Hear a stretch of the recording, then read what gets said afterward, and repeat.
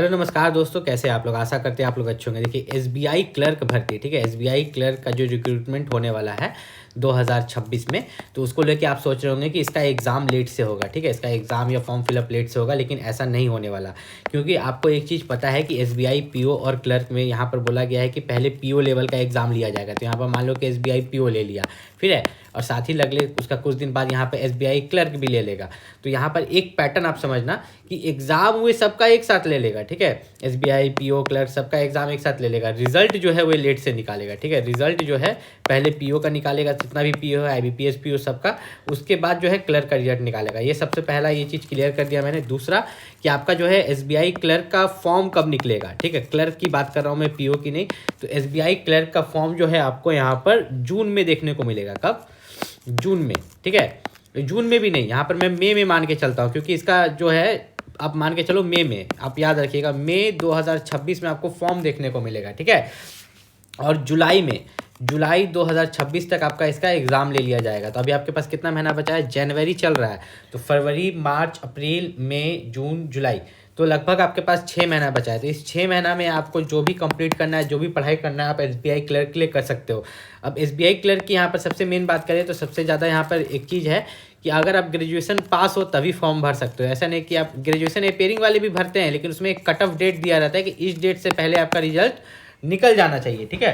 तो आपका जो नया नोटिफिकेशन आएगा उसमें रहेगा। फिलहाल मैं आपको एग्जाम के बारे में बता दूं कि एग्जाम क्रैक करने के लिए आपको क्या करना है। देखिए, तो अगर आप लोग यहाँ पर गाइडली का सब्सक्रिप्शन लेना चाहते हैं एसबीआई क्लर्क के लिए, जिससे कि आप मॉक टेस्ट दे सकते हैं, बंडल पीडीएफ का कोर्स 2026 का, तो उसका ऑफर चल रहा है, जो कि आपको मात्र 459 रुपीज में 3 मंथ्स वैलिडिटी और 6 मंथ्स वैलिडिटी के लिए मात्र 659 रुपीज में मिलेगा। तो उसके लिए आप मेरा कूपन कोड यूज कर सकते हैं VAI12, ठीक है। मेरा वैभव का पहला 3 अक्षर आपको यूज करना है, VAI और फिर उसके बाद 12, ठीक है, VAI 12 आपको यूज करना है, जिससे कि 12% ऑफ हो जाएगा, ठीक है। जैसे ही आप VAI 12 यूज कीजिएगा 12% ऑफ हो जाएगा। और इस गाइडली का जो लिंक है, इसको परचेस करने का जो लिंक है वीडियो के डिस्क्रिप्शन में। गाइडली ही क्यों परचेस करना चाहिए? क्योंकि बैंकिंग एग्जाम्स के लिए जो गाइडली होता है उसका मॉक टेस्ट बहुत ज्यादा अच्छा होता है, उसका बंडल पीडीएफ बहुत ज्यादा अच्छा होता है। तो डिस्क्रिप्शन में लिंक है, एक बार जाके। इसमें रहता है प्रीलिम्स और मेंस। जो प्रीलिम्स एग्जाम होते हैं उसमें यहाँ पर 3 सेक्शन होते हैं, इंग्लिश लैंग्वेज, मैथ्स और रीजनिंग। इसमें इंग्लिश लैंग्वेज कुछ ऐसा रहता है कि अगर आपका इंग्लिश अच्छा है, पैसेज यूसेज पढ़ने में अच्छे हो, ठीक है, तो आप थोड़ा कम भी पढ़िएगा तो चल जाएगा, ठीक है। लेकिन मैथ्स और रीजनिंग ऐसा रहता है, इसका सबसे हार्ड रहता है, ठीक है, मैथ और रीजनिंग सबसे हार्ड रहता है। भले जो क्वेश्चन है वो उतने हार्ड नहीं रहते, आपको स्पीड मेंटेन करना पड़ता है। क्या मेंटेन करना पड़ता है? स्पीड।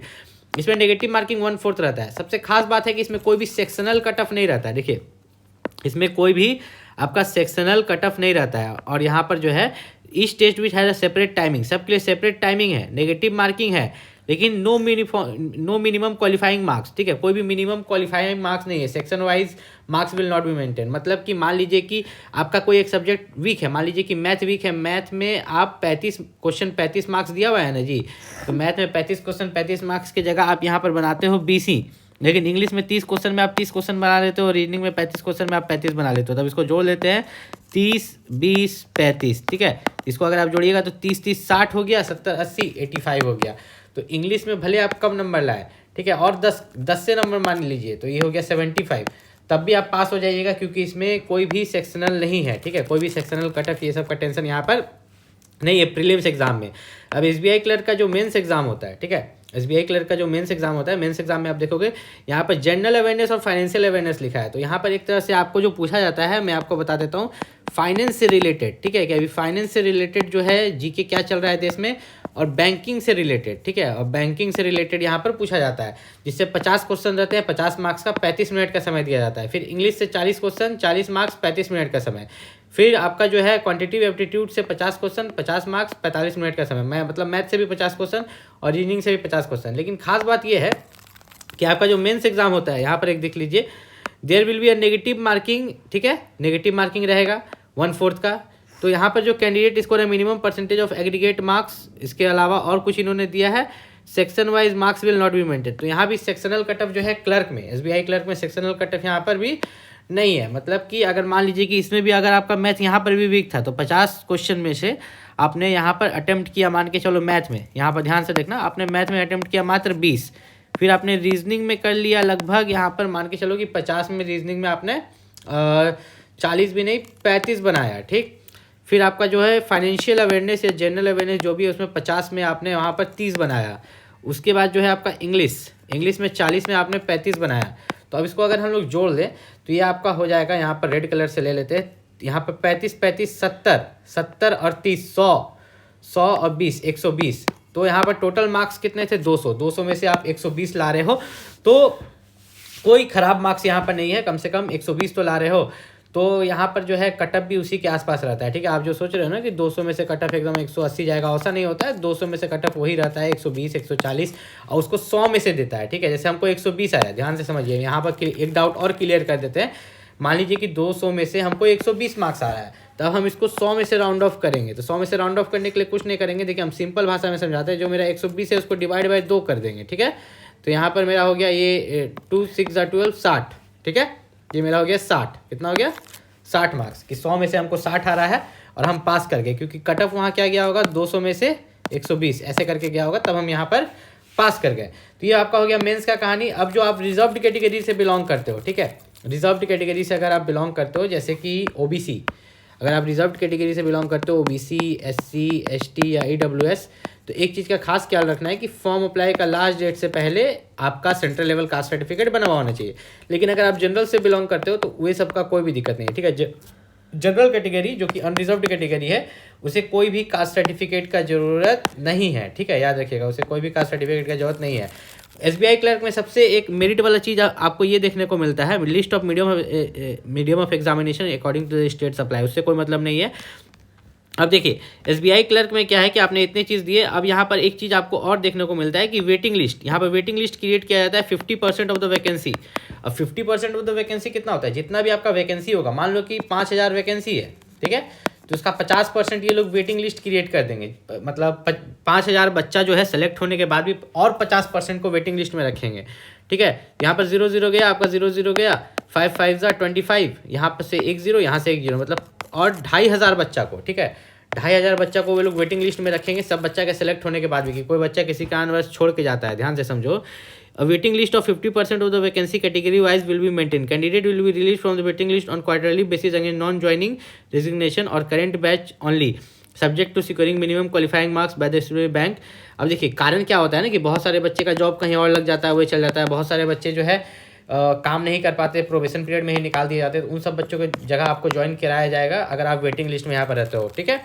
अब यहाँ पर अगर बात करें तो पिछले बार जो प्रीलिम्स एग्जाम लिया गया था सितंबर में, लेकिन इस बार सितंबर में नहीं लिया जाएगा और जल्दी लिया जाएगा। जैसा मैंने बोला कि आपको मई जून तक, ठीक है, मई से जून तक फॉर्म भरा लिया जाएगा और जुलाई 2026 में ही एग्जाम ले लिया जाएगा।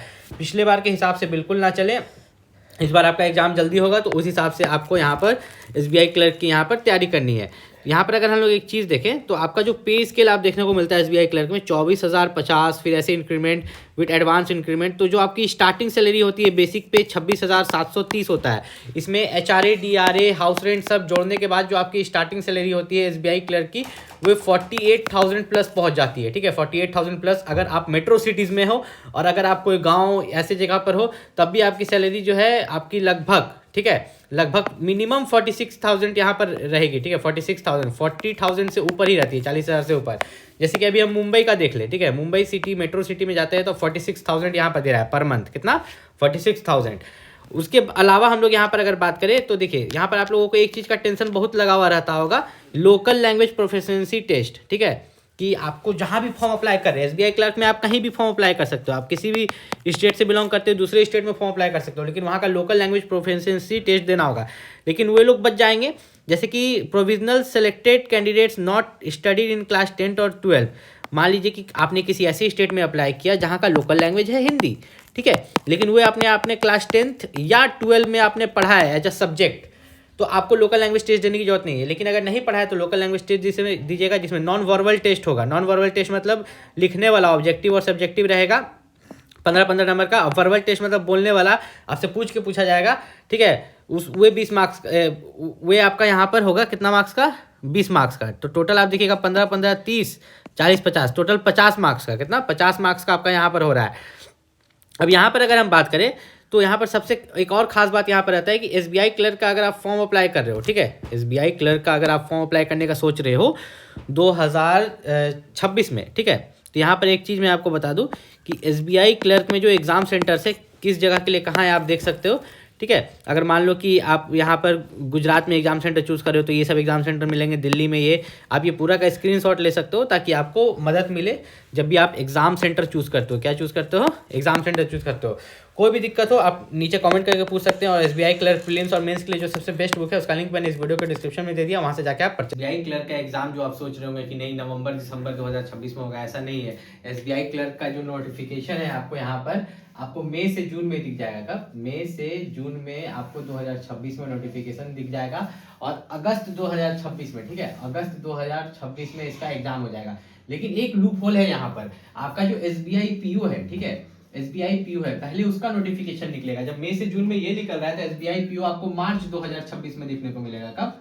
मार्च 2026 में। और इसका एग्जाम जो होगा आपका SBI PO का मार्च अप्रैल में, आपका मई से जून में इसका एग्जाम ले लिया जाएगा। प्रीलिम्स की बात कर रहे हैं, ठीक है। तो इसका एग्जाम PO का पहले लिया गया, बाद में जो लिया गया क्लर्क का लिया गया, और रिजल्ट भी जो निकलेगा ना, PO वाला जितना भी एग्जाम होगा वो सबका रिजल्ट पहले निकलेगा। इसका कारण क्या है कि जो बच्चा PO निकाल लेगा वो क्लर्क के लिए फिर नहीं आएगा, क्लर्क के लिए मेंस देने के लिए नहीं आएगा। तो इससे क्या होगा कि क्लर्क वाला बच्चा को ज्यादा चांसेस मिलेगा। और SBI का एक नियम है कि ये 50% वेटिंग लिस्ट रखता है। 50% वेटिंग लिस्ट से आप लोगों को बहुत ज्यादा फायदा देखने को मिलेगा। मतलब अगर आप मेंस अच्छा से क्लियर कर लेते हो, कुछ मार्क्स आसपास में भी रहते हो, तो वेटिंग लिस्ट में भी क्लियरेंस मिल सकता है।